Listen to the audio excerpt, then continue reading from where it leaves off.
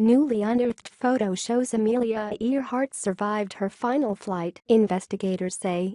What happened to Amelia Earhart? That question has captivated the public ever since her plane vanished over the Pacific Ocean in 1937 as she attempted to become the first female pilot to fly around the world. Now, investigators believe they have discovered the smoking gun that would support a decades-old theory that Earhart and her navigator, Fred Noonan, were captured by the Japanese. A newly unearthed photograph from the National Archives that purportedly shows Earhart and Noonan and their plane on an atoll in the Marshall Islands. I was originally skeptical until we could get the photograph authenticated. Sean Henry, a former FBI assistant executive director who is now helping privately investigate the Earhart disappearance, told the Washington Post. The fact that it came out of the National Archives as opposed to somebody's basement or garage somewhere, that to me gave it a lot more credibility. The photograph was rediscovered a few years ago in a mislabeled file at the National Archives by a former U.S. Treasury agent named Les Kinney, who began looking into Earhart's disappearance after he retired, according to previews for a new History Channel documentary, Amelia Earhart: The Lost Evidence, that airs July 9. The 8x10-inch black and white photograph went ignored in a stack of 20 or 30 other pictures until Kinney took a closer look a few months later, Henry said. In the photo, a figure with Earhart's hair cut into approximate body type sits on the dock, facing away from the camera, Henry points out. Toward the left of the dock is a man they believe is Noonan. On the far right of the photo is a barge with an airplane on it, supposedly Earhart's. Henry, who was asked to join the investigation about a year ago, said 2 different photo experts analyzed the picture to ensure it had not been manipulated. It had not been, they found. The experts also compared the facial features and body proportions of the 2 figures in the photograph with known pictures of Earhart and Noonan. For the man on the left, the hairline is the most distinctive characteristic, Ken Gibson, a facial recognition expert who studied the image, told the Today Show. It's a very sharp receding hairline. The nose is very prominent. It's my feeling that this is very convincing evidence that this is probably Noonan. The figure seated on the dock is wearing pants, much like Earhart often did, Henry noted. I'm looking at her sitting on the dock and thinking, this is her, he said.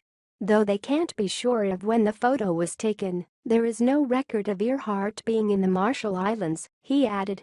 Henry said he traveled to the Marshall Islands and interviewed the son of a man whose father repeatedly told others he had witnessed Earhart's plane land at Amelia Atoll in 1937.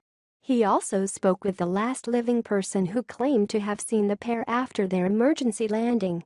But again, for me, those things are all somewhat suspect until you have that photograph, which corroborates that she was there, Henry said. To me, that's just proof beyond a reasonable doubt. Gary Tarpinian, executive producer of the History documentary, told the Today Show that they believe the Kashu, the Japanese merchant ship in the photo, took Earhart to Saipan, where she died in Japanese custody. The team thinks the photo may have been taken by someone spying on the Japanese, he added. Other questions, like when and how Earhart died, remain a mystery. What happened to her then? Was there a cover-up or not? Did the U.S. government know? What did the Japanese government know? Henry said. I think this actually opens up a whole new line of questioning. Over the past 80 years, 3 prevailing theories about Earhart's disappearance have emerged. Some speculate that Earhart's Lockheed Model 10 Electra crashed and sank to the bottom of the Pacific Ocean, killing her and Noonan. Last year, a Pennsylvania-based group called International Group for Historic Aircraft Recovery, TIRE, repositioned the spotlight on an alternate theory. With their fuel rapidly depleting, Earhart and Noonan used celestial navigation to land on a remote coral atoll named Gardner Island, about 400 miles south of Howland Island, their original destination. It was there, TIRE says, that the 2 tried to send out frantic radio calls for help, but eventually died as castaways. Just last month, the group launched an ambitious expedition to try to prove its theory, sending researchers and a pack of forensically trained border collies to Gardner Island, now called Nkumaroro. The mission, for the dogs to sniff out human bones that, through DNA matching, would confirm Earhart and Noonan landed and then perished on that island. Henry said he isn't bothered by other explanations for Earhart's disappearance. "I've listened to some competing theories," he said. "When you look at the totality of what we put together and then hold that photograph. I think that photograph is as close to a smoking gun as you're going to have in a cold case that's 80 years old."